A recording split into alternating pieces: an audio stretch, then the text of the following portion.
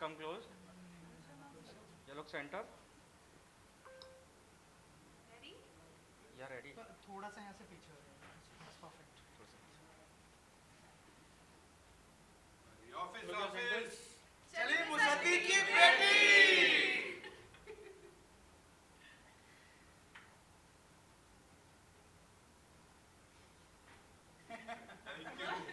Monday to Friday. रात 8:30 बजे 25 मई से डीडी नेशनल पर और Waves जरूर देखना वरना दो बातें हो जाएंगी. Thank you. Thank you. Thank you very much. Thank you.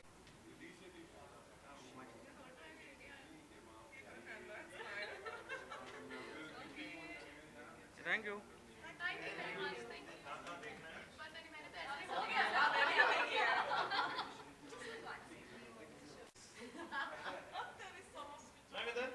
Yellow here. Sir, ma'am इधर देखिए सामने. Nice pose.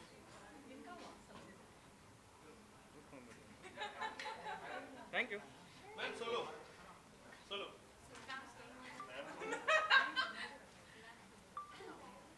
अरे तो पीछे चले जो भाई.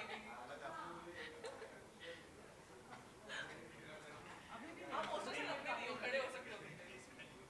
Thank you. मैम लोग क्या दिख रहा है लेकिन आप दिख रहे थे सर.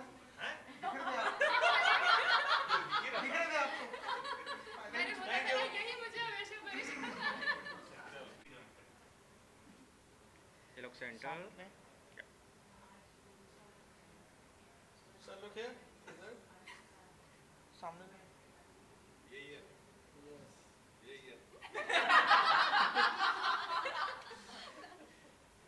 Thank you sir. जरूर. अब तू भी आ जा यार. मैं अकेला नहीं नहीं तीनों अच्छा एक करके हाँ हाँ.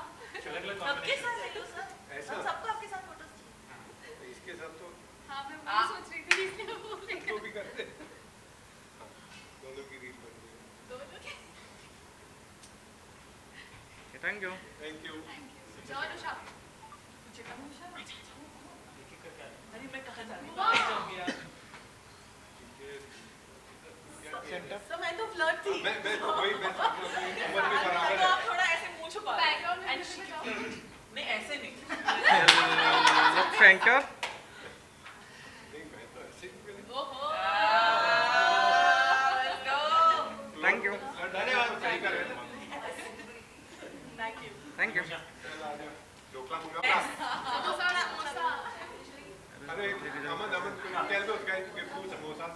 अच्छा तब तक आप बाकी. नहीं अभी हो गया तो. Yeah, come close. You look center. हाँ ये है ना हमारा हीरो बाकी. सुमित सर आप तब तक उनके साथ रहो. तब तक कृष्णा सर भी बाकी है. कृष्णा सर का भी बचा है. हाँ. किसले सर का भी बचा है. दो बातें. दो बातें. हाँ. अब जी में क्या है? Vote for. Patel ji. Thank you. जीत गया हम लोग. हाँ, वो राइट ऐसे हैंड को ये करो. Yes. वो ऐसे. राइट हैंड को ये करो. Right hand. समझ नहीं आया लेकिन. यस. समझ जाएंगे. You look कोशिश center. कर लो फिर एक नॉर्मल ले लेना की फर्क किसके पड़ता है. सामने सब्जी? ये केड़ा जी है. जो भी है. Thank you. चाव बाटिया. Thank you. समोसे. आज सर एक आप धन्यवाद. सर खाइए ना. सर खाइए ना. तो चीयर्स. पांडु जी का दिल है.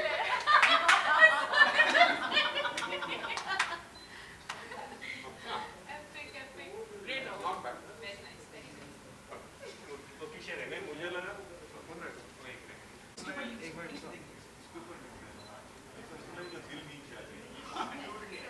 Thank you.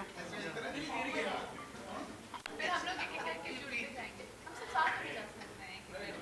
ठीक है करके सब लोग अंदर आते हैं. हाँ, so Jyoti ji, you go first. चलो. पांडे पटेल क्या In है? the center. पीपीपी. आइए.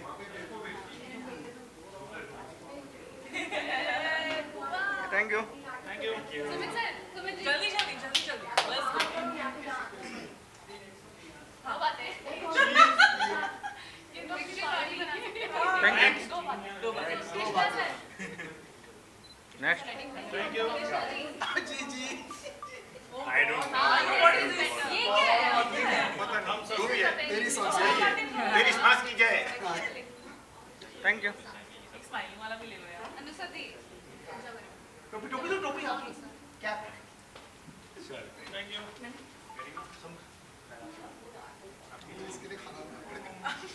चलिए और कोई? आइए next. Thank you.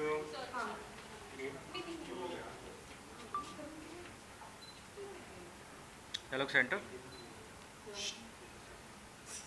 Charming. Next. She gave us selfie करना था। मैं क्या करूँ?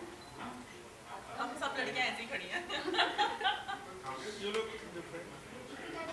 Thank you.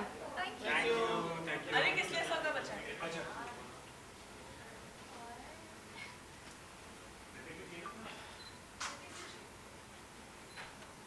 Thank you. Thank you. सब मेरे ही बैचमेट्स हैं। नहीं, बहुत मज़ा आया एंड पूरी नई एनर्जी थी एंड बहुत ही मतलब इट इज़ फन। कॉमेडी है, मस्ती भरा एटमॉस्फेयर है, प्रोडक्शन बहुत अच्छा है, डायरेक्टर हमारे अच्छे हैं, एक्टर्स आर ब्रिलियंट, तो मज़ा आया। गरिमा मैम, जैसे कि आप ग्लैमरस रोल्स करते हैं, उसके बाद ये कॉमेडी करने का कैसा था एक्सपीरियंस? एक्सपीरियंस बहुत अच्छा था। एक एक्टर हमेशा चाहता है कि वो कॉमेडी शो करे, क्योंकि कॉमेडी सबसे डिफ़िकल्ट चीज़ होती है एक्टिंग में, एंड वो जब भी करते हैं तो आपकी एक्टिंग स्किल्स भी बहुत इम्प्रूव होती है, ब्रश अप होती है। तो it was a challenge, but I just took that challenge and I just enjoyed it. मेरे साथ इतने अच्छे दिग्गज कलाकार थे, तो उन्होंने बहुत प्रोत्साहन दिया मुझे, बहुत अच्छे से गाइड किया। आई रिमेंबर मैं सेट पे सब लोगों से पूछती थी, पांडे जी, पटेल जी, सुचेता मैम, कि if there is something that I can add, या ऐसे कुछ भी मैं उनको बोल के रखती थी कि अगर मैं कुछ गलत करूँ तो आप प्लीज़ मुझे टोक दीजिएगा। तो आई थिंक उन्होंने साथ इतने अच्छे से दिया, तो ये जाके मुझे लिए पॉसिबल हो पाया। आप क्या करेंगे सर इसमें? जी बिल्कुल, ये इनका बड़प्पन है जो ऐसा बोल रही हैं, बहुत कमाल की कलाकारा हैं और ऐसा नहीं है, हम सब ने ही एक दूसरे का साथ दिया और उसी से चीज़ बनकर आई। जैसा कि अभी सुचेता मैम ने कहा कि बिल्कुल सब लोग, ऐसा बहुत ही अच्छा एनवायरनमेंट था, बहुत ही अच्छा माहौल था, ऐसा लगता ही नहीं था कि हम लोग काम कर रहे हैं, किसी बात का कोई स्ट्रेस नहीं था। सब लोग एक्टर्स भी आपस में एक फैमिली की तरह, और चाहे प्रोडक्शन की तरफ से, डायरेक्शन की तरफ से बहुत अच्छा माहौल था। तो बहुत अच्छा। ऐसे में क्या होता है ना कि आपका पूरा ध्यान जो है आपका काम पे रहता है, तो कोई आपस में ग्रजेस नहीं होते, ऐसा कुछ नहीं होता, तो अच्छे से काम कर पाते हैं और सब लोग साथ में, जैसे बोलते हैं, एक और एक मिलके 11 हो जाता है। तो बस बहुत मज़ा आया। तो सर मैंने आपका एक शो देखा था पहले, बहुत पहले, चिड़ियाघर। जी जी जी जी। सर कुछ बताइए। वो अलग टाइप का शो था, ये अलग टाइप का शो है। उसमें ऐसा कुछ, उसमें संस्कार थे, इसमें भ्रष्टाचार है। तो बस ये अलग है। एक ऑफिस चली मुसद्दी की बेटी, कैसे वो उसकी ज़िंदगी में, जैसे एक आम इंसान की ज़िंदगी में अलग अलग मुसीबतें आती हैं और वो उसको सॉल्व करने के लिए अलग अलग ऑफिसों में जाता है, और कैसे उसको ऑफिसों के चक्कर खाने पड़ते हैं क्योंकि इतना भ्रष्टाचार है, और कैसे फिर वो उस भ्रष्टाचार को ख़त्म करती है, उनको सबक सिखाती है। ये कहानी इसके ऊपर है। आपके कैरेक्टर के बारे में बताइए गरिमा मैम कुछ। सो मेरा नाम सिर्फ चारुल नहीं, मेरा नाम है चार्मिंग चारुल। लोगों के दिमाग में नहीं आती, लोगों के दिल में आती हूँ। तो सलमान खान टाइप हो गया। बहुत ही चार्मिंग कैरेक्टर है, बहुत ही बबली लड़की है ये, और इसे अपने चार्म थ्रो करके अपना काम निकलवाना बखूबी आता है। वही मैं करती हूँ और मुझे वही करने में मज़ा आता है। और मेरे लिए social media is top notch priority in life. मतलब कोई इंसान अगर मर भी रहा होगा ना, मुझे ऐसा लगेगा ठीक है, लेकिन पहले आप मेरे साथ एक रील बनाइए, मैं आपको इस चीज़ को लाइव दिखाना चाहती हूँ। So I think that was my main मुद्दा। मरे हुए आदमी के साथ सेल्फी भी लेती है ये, जी इमेजिन। जी जी। मर्फी। तो मैम जैसे कॉमेडी को कैसे पोर्ट्रे किया गया है इसमें? सबसे पहले तो कॉमेडी शोज़ बनते कहाँ हैं आजकल, इट्स वेरी डिफ़िकल्ट। बहुत सालों के बाद कुछ एक अच्छा मौका मिला जो हम सब ने ग्रैब किया, बिकॉज कॉमेडी है, ईगल फिल्म्स है, ऑफिस एक कल्ट शो है, राजन वागदरे डायरेक्टर है। तो मतलब और क्या चाहिए, फ्रीडम ऑफ एक्टिंग है, तो उसमें बहुत मज़ा आया। हमने वर्कशॉप्स किए थे, कुछ रीडिंग्स किए थे, और हर सीन के पहले राजन जी का एक सेट पैटर्न होता है कि जब तक सबकी लाइंस क्लियर नहीं है तब तक वो रिहर्सल करते रहते हैं, और उसके बाद यूजुअली वन टेक ओके होता है। So that is his way of working and it was good. पूरा दिन माहौल सेट पे हंसी मजाक वाला होता था। सो इट्स बीन जैसे कि वंडरफुल। मैम आप इतना एक्सपीरियंस एक्टर हो, तो जैसे पहले की कॉमेडी और अभी की कॉमेडी में क्या डिफरेंस लगता है आपको? फॉर्चुनेटली मैं अभी भी पहली वाली कॉमेडी ही कर रही हूँ।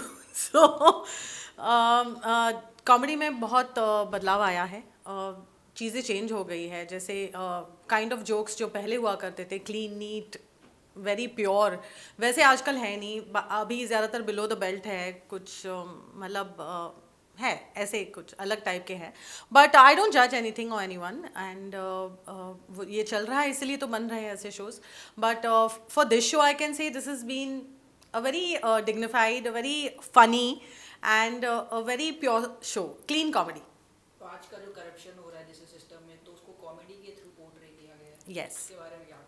जैसे आपने पहले ऑफिस देखा, जो उस टाइम पे जिस तरह का भ्रष्टाचार हुआ करता था, उसमें किसी कॉमिक वे में सबको मतलब स्क्रिप्ट्स लिखी गई थी एंड सबने वैसे इनैक्ट किया था, वैसे ही है। लेकिन ये आजकल के थोड़े जो करप्शन के प्रॉब्लम्स है, जैसे मोबाइल फ़ोन के प्रॉब्लम्स है, चाहे वो ब्यूटी ट्रीटमेंट्स के प्रॉब्लम्स है, बहुत सारे ऐसे प्रॉब्लम्स है जो which are very relatable for today in this generation. तो जेनजी के लिए भी मतलब बहुत सारे ऐसे प्रॉब्लम्स है। Even the Gen Zs really face today, and we have a lot of Gen Zs here, me first. So it's very relatable. तो मैम टीवी और ओटीटी का टेस्ट काफ़ी चेंज हो गया है अभी, तो उसके बारे में क्या कहोगे? कैन यू एलैबोरेट, किस तरह का चेंज? जैसे कि अभी ओटीटी का एक दौर चल रहा है, तो उसके ऊपर टेलीविज़न बहुत कम शोज़ बन रहे हैं, एंड बिकॉज OTT जैसे आया है अभी, एंड इट्स वो एक हवा, एक फायर पकड़ा हुआ है, एक आग पकड़ी हुई है OTT की। तो अभी ज़्यादातर लोग OTT की तरफ गए हैं बिकॉज इट्स ट्रेंडिंग, कुछ नया है। टेलीविज़न में बहुत कम शोज़ बन रहे हैं, एंड अगर बन भी रहे हैं तो वो ज़्यादा नहीं चल रहे हैं। अनफॉर्चुनेटली डिफरेंस है ऑब्वियसली OTT और टेलीविजन में। Television is still very family oriented, and OTT में बहुत ज़्यादा एक्शन है, there is a lot more bold intimate scenes वगैरह है। So I think that's more relatable to the audience today, and people are liking it, that's why they are watching OTT more. But अगर आप देखो जो core है India का, जो गाँव है, जो स्मॉल सिटीज़ है, वो आज भी टेलीविजन देखते हैं। आप कुछ ऐड करना चाहोगे? I think pretty much Sucheta ji ने सब कुछ बोल दिया है, कवर कर दिया है। But we are just happy कि we have made a family oriented, मैं मूवी बोलने वाली थी, a series, a show, whatever you want to call it, and yeah that's it. वही जैसा कि दोनों ने कहा, आजकल ऐसा कंटेंट कम बन रहा है जो पूरी फैमिली के साथ एक में साथ बैठ के देख सकें, क्योंकि जो ये चीज़ पहले बना करती थी आजकल कम बन रही। तो हमने वही कोशिश की है ऐसा एक शो बनाने की जो आप पूरे परिवार के साथ बैठ के देख सकें, और क्लीन कॉमेडी है। तो बस यही कोशिश है। ऑडियंस सर किस तरह कनेक्ट कर पाएगी शो से? देखिए क्या है कि हर तरह का एक विंडो हमेशा से रहा है। तो एक जॉनरा, कॉमेडी एक ऐसा जॉनरा है जो सबसे ऊपर आता है, मुझे लगता है। जो एक फैमिली एंटरटेनमेंट का की अगर हम बात करें तो कॉमेडी एक जॉनरा सबसे ऊपर आता है। कॉमेडी एक ऐसा जॉनरा है जो सारी फैमिली एक साथ बैठ के देख सकती है। तो हमने वही क्लीन कॉमेडी करने की कोशिश की है इसके अंदर, और वही आम इंसान के ज़िंदगी में जो भी तकलीफ़ें आती हैं, मुसीबतें आती हैं, वही हमने उसको ही केटर करने की कोशिश की है। क्या क्या प्रॉब्लम्स उसकी लाइफ में आती हैं ऑफिस के थ्रू, कि जिससे वो उस प्रॉब्लम को लेकर किसी ऑफिस में जाए, और वो ऑफिस में जाके कैसे उसको एक प्रॉब्लम से कैसे उसकी प्रॉब्लम राई का पहाड़ बन गई, और उसके बाद कैसे उसके साथ क्या क्या हुआ और कैसे वो जीत कर आया। ये जो हमारा ऑफिस चली मुसद्दी की बेटी, इसमें ये एक अलग चीज़ है। इसमें वो हमेशा एक सबक सिखा के आती है कि नहीं, ये आज का भारत है, आज हम जो है भ्रष्टाचार सहेंगे नहीं, उसको ख़त्म करेंगे। तो हमने ये कोशिश की है, भ्रष्टाचार को दिखाया है, और उसके बाद कैसे उसको वो ख़त्म कर देती है और उस पर सच्चाई की जीत होती है। तो ये हमने इसमें कोशिश की है। सर जैसे ये कॉमेडी शो है, तो कॉमेडी में सबसे मुश्किल क्या होता है? एक्सप्रेशन, डायलॉग्स, टाइमिंग, देखिए मुझे ऐसा लगता है कि कॉमेडी नहीं, कोई भी विधा हो वो मुश्किल ही है। अगर आप उसको मजाक के तौर पे करेंगे तो वो नहीं होगा, चाहे वो मूर्ति बनाना हो, गाना हो, डांस करना हो, कोई कोई भी काम हो, ड्राइंग हो, आर्ट हो, तो सीरियसनेस उसमें होना बहुत ज़रूरी है। और कॉमेडी की जहाँ तक बात है कि क्योंकि थोड़ा सा ज़्यादा एफर्ट लगता है, थोड़ा सा ज़्यादा आप अलर्टनेस आपकी लगती है, क्योंकि आपको जल्दी जल्दी सब कुछ करना पड़ता है, एक पेस उसमें होना चाहिए। क्योंकि देखिए ना, हम भी अगर बैठे होते हैं, कभी हम दोस्त यारों के साथ बैठे हैं या फैमिली में कोई हंसी मजाक चल रहा है, तो हम उसमें रिलैक्स होकर नहीं होते हैं, हम एकदम वो उसमें इन्वॉल्व रहते हैं। तो कॉमेडी करते हुए ना आपकी एनर्जी बहुत लगती है, क्योंकि आप उसमें ज़्यादा इन्वॉल्वमेंट अपना दिखाते हैं। अब यही कोई दुखी है, उसके घर में कोई प्रॉब्लम है, अपना पड़ा है अकेले, मैं एनर्जी नहीं है, पड़ा है, वो वहाँ रो रही है, वो यहाँ रो रहा है, वो एनर्जी नहीं है, लगे हैं और म्यूज़िक चल रहा है और ट्रॉली लगी है और लाइट भी जरा बंद कर दो। इसमें ऐसा नहीं है ना, पूरी एनर्जी चाहिए, क्योंकि सब लोग इन्वॉल्व है। वो एक बात बोल रहे हैं, मैं बोलूँगा, ये बोलेंगी, तो इंस्टेंटली सब लोग एक दूसरे का जवाब देते हैं, एनर्जी एनर्जी, तो वो थोड़ा मेहनत ज़्यादा लगती है। तो सर मतलब ये कॉमेडी शो है आपका, आपने सारे लोग जब कॉमेडी सीन करते हैं तो किस तरीके का रहता है? लाइट सटायर रहता है या लाउड कॉमेडी रहता है या सटल रहता है? मतलब किस तरीके का आप उस चीज़ को टैकल करते हो? देखिए हर सीन की अपनी एक अलग रिक्वायरमेंट होती है। अगर उस सीन में ऐसा है कि बहुत धीरे से मुझे कुछ कह के फन क्रिएट करना है, सटल वे में करना है, तो उसमें मैं अगर लाउड करूँगा तो वो मज़ा चला जाएगा। लेकिन कोई ऐसी चीज़ है कि मुझे उसमें थोड़ा सा लाउड करना है, उसमें अगर मैं एकदम अंडर कर दूंगा, बहुत हल्का सा कर दूंगा, तो उसमें मज़ा नहीं आएगा। तो वो जहाँ जैसी उस सीन की रिक्वायरमेंट है, कैसे मुझे हल्का सा, वो देख रहे हो वो टोपी वाला, तो जहाँ धीरे से करना है वहाँ धीरे से उसका मज़ा आएगा। जहाँ आपको लाउड करना है तो वो अगर लाउड करेंगे तो ही मज़ा आएगा। कुछ सीन्स ऐसे होते हैं कॉमेडी में कि वो म्यूज़िकल सीन है, उसमें कोई डायलॉग नहीं है आपका, तो सिर्फ एक्सप्रेशंस हैं, तो उसमें थोड़ा सा आप बॉडी लैंग्वेज आपकी वो मायने रखती है, थोड़ा सा लाउड उसमें मायने रखता है। तो सीन के ऊपर डिपेंड करता है कि वो क्या उसकी डिमांड है। तो सर आपके शो में मतलब ऑडियंस को सारे वे मिलेंगे कॉमेडी के देखने के लिए ना? जी, हमने कोशिश सबने की है ऐसी, और बहुत बड़ा इसमें जो योगदान रहा वो हमारे डायरेक्टर जो राजन वागधरे सर हैं उनका रहा। उनका जो इतना एक्सपीरियंस रहा, बोलते हैं ना, इतनी सी चीज़ को वो इतना कमाल का बड़ा बना देते थे अपने एक्सपीरियंस से, अपनी चीज़ें उसमें ऐड करके, और इतनी फ्रीडम उन्होंने दिया सबको काम करने के लिए, इतना अच्छा माहौल रखा हमारे प्रोड्यूसर ने, तो बहुत मज़ा आया। और ऐसा मैं उम्मीद करता हूँ कि आपको भी सबको बहुत मज़ा आएगा। आप लोग कुछ ऐड करना चाहोगे इसमें? आई थिंक प्रीटी मच सब कुछ बोल दिया है, बट आई फील एक्टिंग एक ऐसी कला है जो बहुत ही डिपेंडेंट कला है। मतलब अगर आप एक सिंगर हैं, आप अकेले गा सकते हैं, आप एक डांसर हैं, आप खुद से डांस कर सकते हैं, लेकिन जब बात एक्टिंग की आती है तो सिर्फ एक एक्टर वहाँ पर एक्टिंग नहीं कर रहा होता है, 4-5 किरदार मिलके एक्टिंग करते हैं, और जब तक वो सपोर्ट नहीं मिलता है ना आपको दूसरे एक्टर से, तब तक वो कॉमेडी निखर के नहीं आती है। Because it is all about timing. अगर आपने कुछ बोला और मैंने अगर उसके ऊपर तुरंत रिएक्ट नहीं किया तो उसका टाइमिंग चला जाएगा। फिर आप कितना ही कमाल राइटर आप ले लें शो में, तो वो आपका वो जो पंच है वो पूरा दब जाता है। That's all I think. या टाइमिंग एब्सोल्युटली।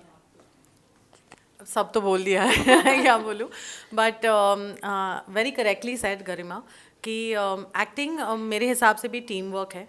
और आप कहते हो कि फलाने ने बहुत कमाल का काम किया इस फिल्म में या इस शो में and all that, but you always forget the people who have supported. Nobody talks about that, nobody talks about the reaction when you are acting. वो सबसे ज़्यादा ज़रूरी होता है, you know. So it's all about team work. Fans के लिए कुछ होगे? Yes. Watch our show. Yes, चलो। ऑफिस ऑफिस चली मुसद्दी की बेटी, Monday to Friday रात को 8:30 बजे only on DD National and Waves Waves OTT from 25th of May। देखना ज़रूर। Thank you so much. Thank you. Thank you. नमस्कार दर्शकों, आज हमारे साथ है बहुत ही दिग्गज फिल्म मेकर उमेश मेहरा जी, जिन्होंने एक से बढ़कर एक मूवीज़ डायरेक्ट की है। खिलाड़ियों के खिलाड़ी, अक्षय कुमार जी के साथ, मिथुन दा के साथ काम किया है। आइए इनसे बात करते हैं। तो सर, जैसे कि इतना आपका लाइफ की जर्नी इतनी अच्छी रही, तो सबसे आप इमोशनल मोमेंट किसको मानते हैं? इमोशनल मोमेंट मेरा ख्याल उसी को मानते हो जब कोई ऐसी घटना घटती है जिससे आपके दिल में दिमाग में कुछ हलचल हो।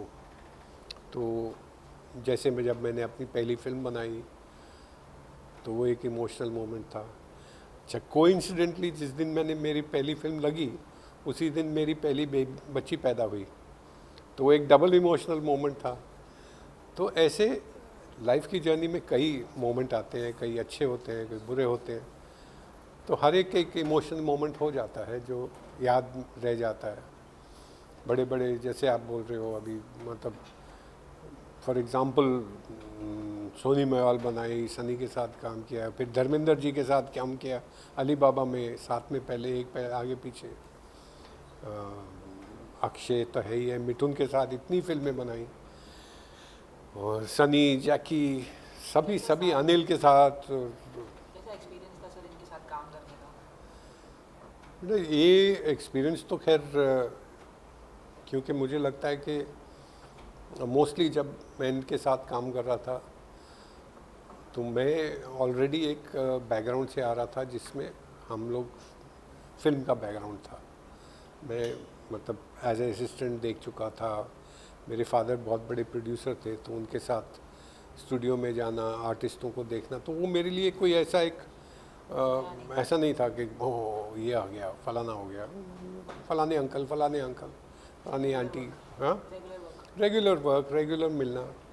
तो इसीलिए जब फिल्म बनाने का टाइम आया तो मेरा ख्याल जो मेरे लिए एक बहुत बड़ा मतलब ये था कि क्योंकि मेरे फादर की इतनी बड़ी रेपुटेशन थी, तो किसी भी जब एक्टर के पास गया तो उसने कभी मना नहीं किया, वरना आप लाइन में लगे रहो।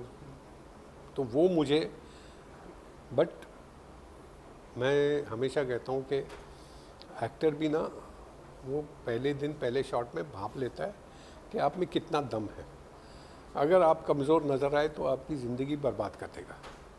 हाँ, क्योंकि उसको अपना करियर प्यारा है, तो वो फिर उसके बाद वो कोई नहीं है कि फ़लाने का बेटा है, फ़लाने का नहीं। आप काम ठीक कर रहे हो, आप काम अच्छा कर रहे हो, तो वो आपको 100% ही इज़ विथ यू। तो यही हुआ कि सबके साथ काम किया, सब लोग ही परखते हैं। और मैं बोलता हूँ आर्टिस्ट भी वैसे ही परखता है कि जैसे आज एक घोड़सवार एक थॉरोब्रेड हॉर्स जो होता है ना, जो बहुत थॉरोब्रेड मतलब असली नस्ल का, तो असली नस्ल में बोलूँ जैसे कोई श्रीदेवी है या कोई दिलीप कुमार है, तो अब जैसे आप उनको छूते हो ना, वो समझ जाते हैं कि इसमें कितना दम है। फिर वो आपको सवारी करने देगा या नहीं, उठा के फेंक देगा। तो ये होता है, और वहाँ पे फिर कोई और काम नहीं आता, आपका अपना काम आता है। तो फॉर्चुनेटली मैं ब्लेस्ड रहा कि मैं कंटिन्यूसली हर साल एक फिल्म, 2 फिल्म और बड़े से बड़े एक्टरों के साथ काम किया। बहुत बड़ी सक्सेसफुल फिल्म्स, हिट फिल्म्स बनाई, और शायद यही तजुर्बा काम आया जब ये शो बनाने का वक्त आया। ये एक्चुअली जब हुआ कि दूरदर्शन के लिए एक शो बनाना है, उन्होंने प्रपोजल कि कुछ बनाइए, तो हमने सराहों पर, तो जब ये पिच किया तो उसी टाइम मतलब खड़े खड़े मैंने बोला कि ये बना दें आपके लिए। तो ये क्योंकि एक्सपीरियंस था कि मौका नहीं छोड़ना, और फिर उसको कैसे बनाना, उसको कैसे एक इतना बड़ा, मतलब आप सोचिए कि आपको कोई बोल रहा है आपको शोले फिर से बनानी है, ऑफिस शोले है टीवी का, तो उसको बनाना है हमने। तो उसकी स्क्रिप्ट, उसकी राइटिंग, उसके एक्टर, उसकी मेकिंग, उसकी प्रोडक्शन, तो ये जो तजुर्बा था ये बहुत काम आया। फॉर्चुनेटली हमारे साथ हमारी टीम बहुत बढ़िया थी, राइट फ्रॉम मेरा लाइन प्रोड्यूसर जो है विवेक, फिर अमन जो प्रोड्यूसर बना मेरा नेफ्यू, फिर राजन जी जो डायरेक्टर हैं, पंकज जो कैमरामैन है, सब थर्ड प्रोफेशनल और सब टॉप के अपनी फील्ड में नंबर 1। ये भी एक सीखा था मैंने अपने फादर से। उन्होंने हमेशा बेस्ट ऑफ टेक्नीशियन लिए, कोई कॉम्प्रोमाइज़ नहीं। जो स्क्रीन पे दिखना है वो जहाँ 100 रुपये लगना है वहाँ 100 ही लगना है, वहाँ पे बचाओ मत पैसा। लेकिन जहाँ पे 10 रुपये लगना है वहाँ 11 मत लगाना।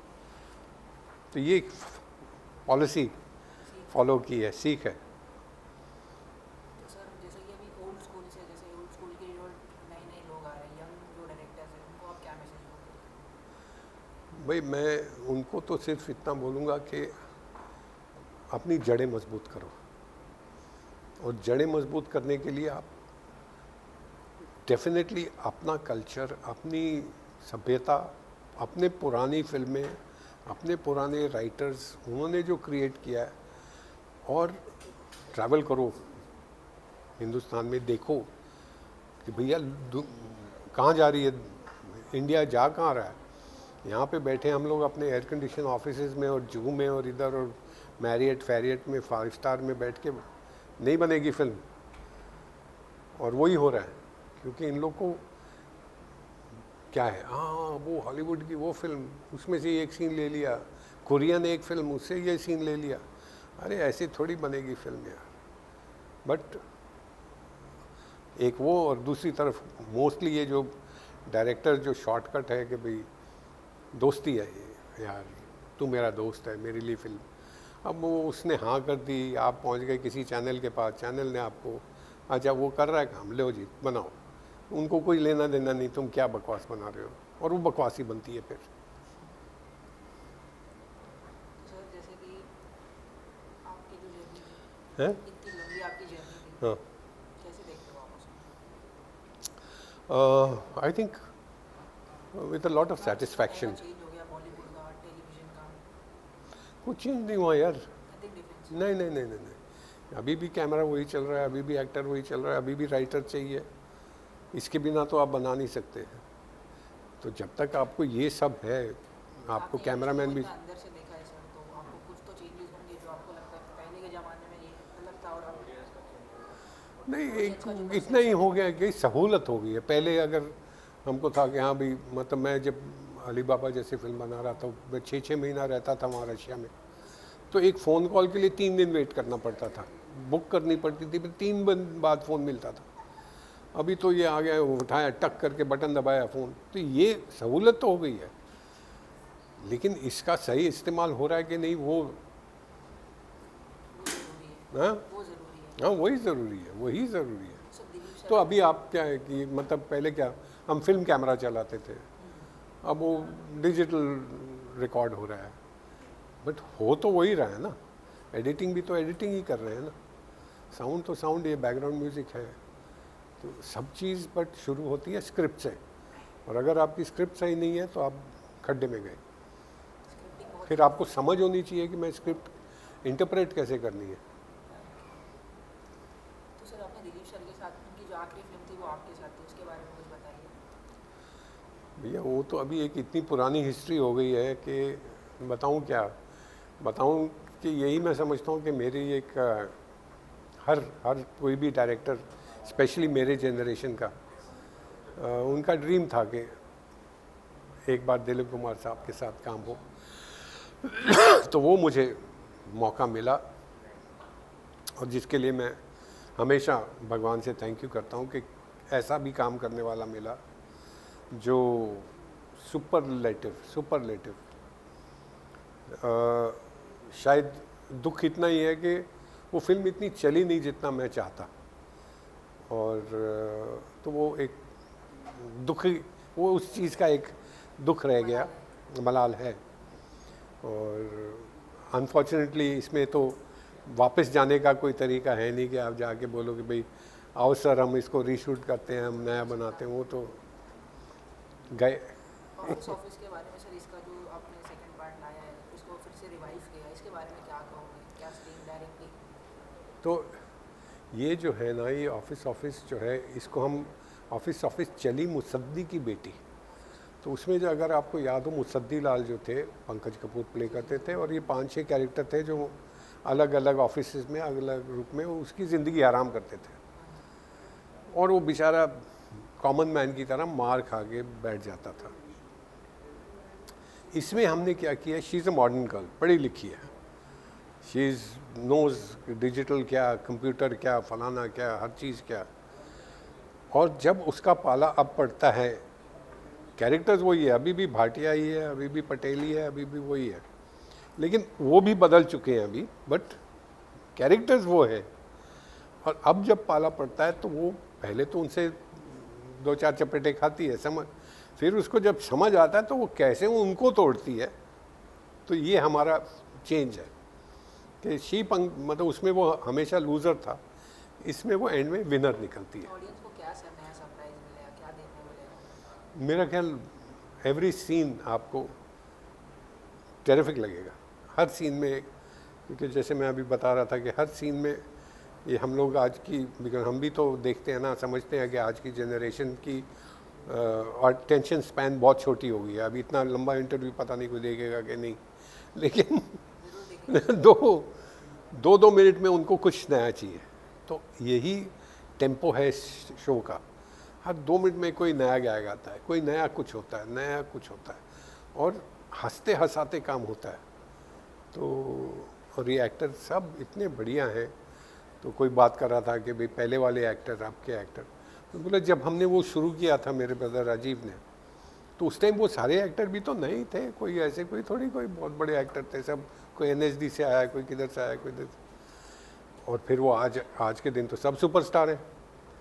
तो यही अब ये है कि सारे एक्टर टेरिफिक हैं।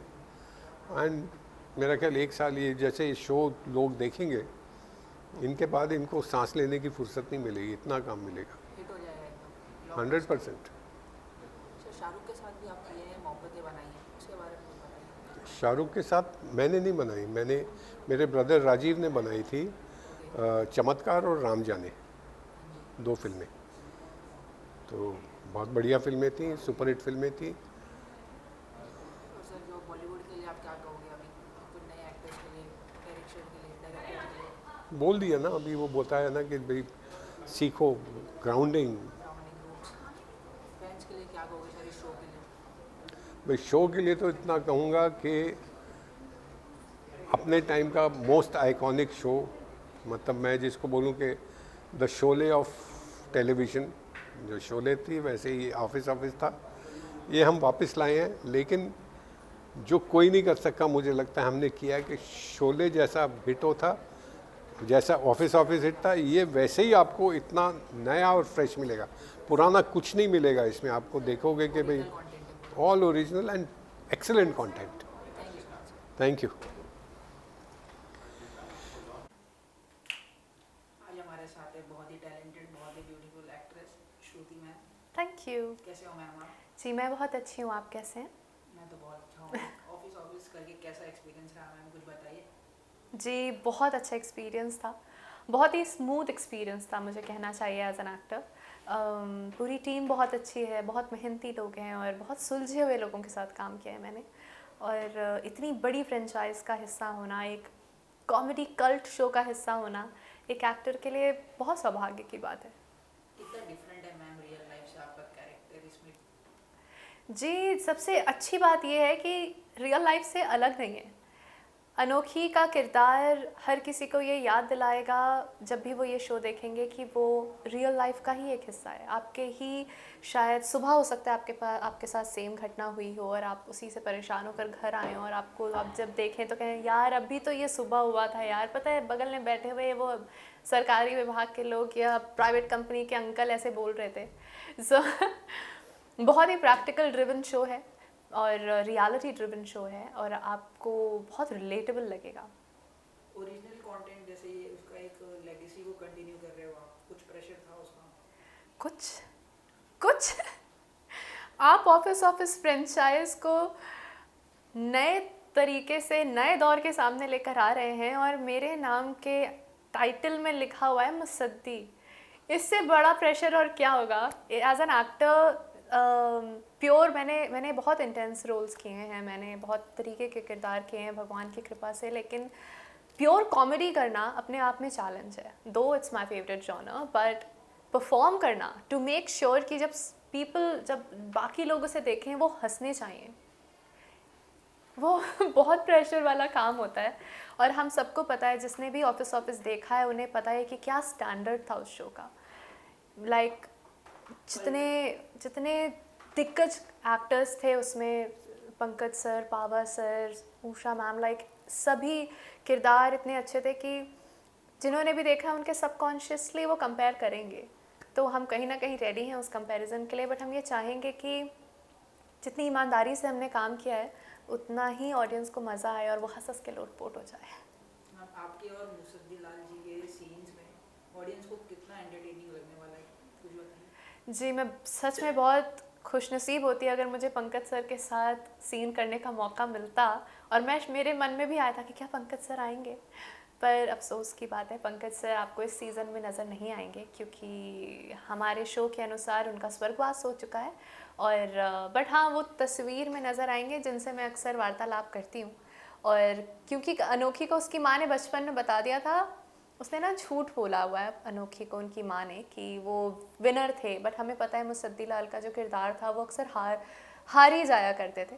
बट इस शो में जो नया ट्विस्ट है वो ये है कि अनोखी हारती नहीं, अनोखी सामने वालों को सबक सिखाती है।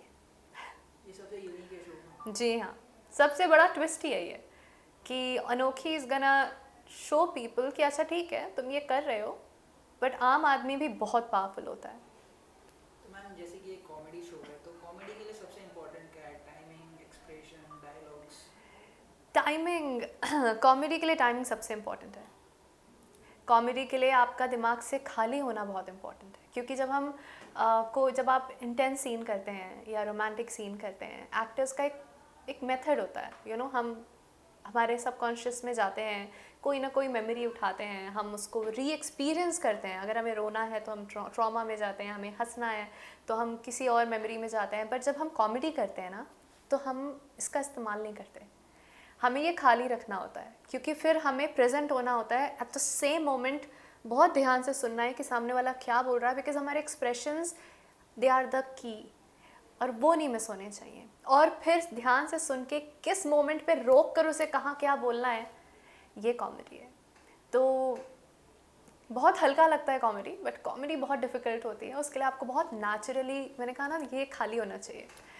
तो मेरे लिए बहुत मज़ेदार भी था और चैलेंजिंग भी था कि इतने अच्छे एक्टर्स के साथ उनकी एनर्जी मैच कर पाना, उनके इम्प्रोवाइजेशंस जहाँ वो खेल रहे हैं उनको कॉम्प्लीमेंट कर पाना। और क्योंकि अनोखी बहुत, पूरे शो में ना सब हंस रहे हैं, सब कॉमेडी कर रहे हैं, बट अनोखी सिर्फ लड़ रही है। तो सुबह मैं आती थी और मैं जब लड़ना शुरू करती थी ना, मैं 7-8 बजे तक लड़ रही होती थी, फिर मैं बीच में बोलती थी प्लीज़ मुझे कोई गाना सुना दो। तो मेरे को एक्टर्स मेरे लिए गाने गा रहे होते थे कि मैं वो हो जाऊँ। पर अपार्ट फ्रॉम दिस मैम, जैसे कि आपकी जर्नी की बात करें तो कहाँ से शुरू हुई, कैसे हुई, कुछ बताइए इसके बारे में। जी, जर्नी 9 साल हो जाएंगे मुझे 26 अक्टूबर को मुंबई में एज एन एक्टर काम करते हुए। शुरुआत मैंने की थी इंडियाज़ नेक्स्ट सुपरस्टार से, स्टार प्लस का शो था। 2017 से शुरुआत की थी। और मुझे लगता है कि ऊपर वाला काफ़ी दयावान है मेरे ऊपर कि मैंने भगवान की कृपा से अच्छा काम किया है, अच्छी टीम्स के साथ काम किया है, चाहे वो हीरा मंडी हो, चाहे वो मिट्टी हो, चाहे वो कलर्स या स्टार प्लस चैनल्स के साथ उनके लीडिंग शोज़ हों। तो एज एन एक्टर मैं बहुत ब्लेस्ड रही हूँ अपनी जर्नी में कि क्योंकि बहुत सारे एक्टर्स आते हैं, वो बहुत स्ट्रगल करते हैं, उन्हें बहुत अपनी मर्ज़ी का काम नहीं मिलता, बहुत सारी जगह उन्हें कॉम्प्रोमाइज़ करना पड़ता है बहुत सारी चीज़ों के साथ। पर मुझे लगता है I am divinely guided and protected कि I have been blessed in all the ways possible, so I am very grateful for that. तो जैसे कि OTT मूवीज़ आपने दोनों जगह सब जगह काम कर लिया, तो कैसा था एक्सपीरियंस? बहुत अच्छा था, पर कहते हैं ना कि मतलब मेरा मानना है एज एन एक्टर, मैं मीडियम कंपेयर नहीं करती। मतलब मैंने ऑब्वियसली हर मीडियम का की अपनी डिमांड होती है क्योंकि एक ऑडियंस, सेट ऑफ ऑडियंस होता है, बट मैंने जितनी ईमानदारी से आई थिंक टीवी किया होगा उतनी ईमानदारी से मैंने OTT भी किया है और अब ऑफिस भी कर रही हूँ। क्योंकि मेरा मानना है कि अगर आप अच्छे एक्टर हैं तो आप सीखते जाते हैं, चाहे आप किसी भी मीडियम पे हो, बस आपकी टीम अच्छी होनी चाहिए। तो मैम जैसे कि आपके शो का थीम है कि ऑफिस का जो करप्शन है उसके बारे में, तो पर्सनली आप क्या कहोगे इस पे? जी, पर्सनली तो मुझे लगता है हर किसी ने ये सिचुएशन झेली है, मैंने खुद ने झेली है। और मुझे याद है एक एपिसोड हम कर रहे थे, उस दौरान मैं मेरा रिएक्शन ही पढ़ के ये था कि भाई ये तो मेरे साथ हुआ है लिटरली। तो मुझे लगता है कि जब भी आप प्लीज़ कोई भी एपिसोड मत करिएगा, क्योंकि हर एपिसोड अलग डिपार्टमेंट के ऊपर है, अलग सिचुएशन पर है, और बहुत ही नॉर्मल सिचुएशंस है। जैसे कि आप गाड़ी खरीदने गए, वहाँ आपके साथ कुछ स्कैम हो गया, आप अंगूठी खरीदने गए, वहाँ कुछ, मतलब ऐसी जेन्युइन स्टोरीज है ना कि एक दो तो मैं बता रही हूँ, मेरा खुद का, मैं डायरेक्टर सर से कह रही थी कि आपको पता है मेरे साथ क्या हुआ था।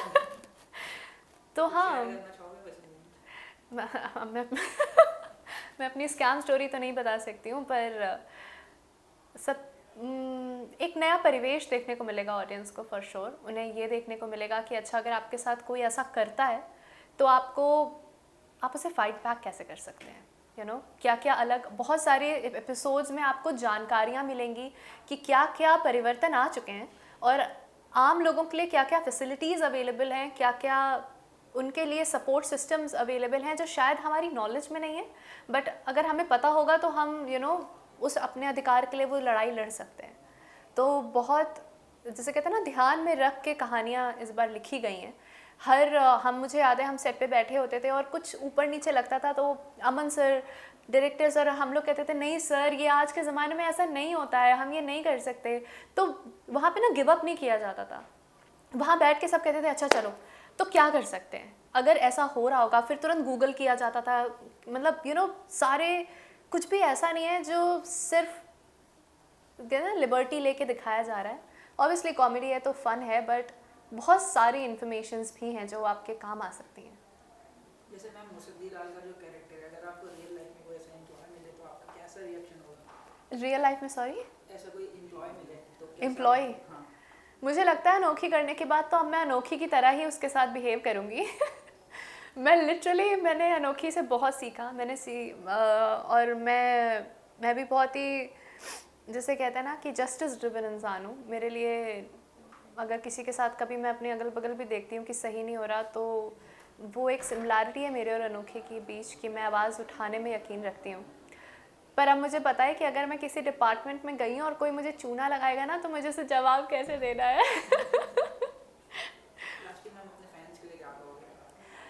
मैं अपने सभी फैंस को थैंक यू बोलना चाहूँगी कि आपने हमेशा मेरे हर किरदार को बहुत प्यार दिया है, कभी कभी तो मेरी उम्मीद से परे प्यार दिया है। तो मैं एक छोटी सी कोशिश कर रही हूँ कि आपको मैं हंसा सकूँ अपनी पूरी टीम के साथ, ताकि आपकी थकान दिन भर की दूर हो और आप हंसे बोलें, खुशी खुशी सोएं।